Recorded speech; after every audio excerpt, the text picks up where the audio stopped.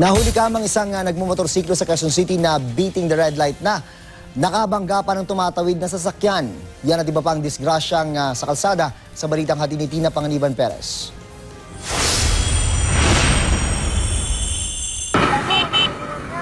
Pasaway na motorista ang nakuna ng video sa kanto ng Tandang Sora at Commonwealth Avenue. Beating the red light ang motorsiklo nang bumangga sa sasakyang tumatawid sa intersection. Maulan pa naman, kaya madulas ang daan. Heto pa, sa sobrang pagmamadali na motor na ito, hindi man lang tumigil kahit nakapula na ang stoplight. Nabundol tuloy niya ang dalawang babaeng tumatawid sa pedestrian lane. Hulikam din ang banggaang ito ng tricycle at jeep. Uy! Patay!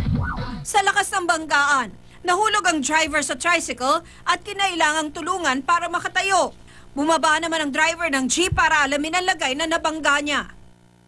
Truck at motorsiklo naman ang nagsalpukan sa Legazpi City.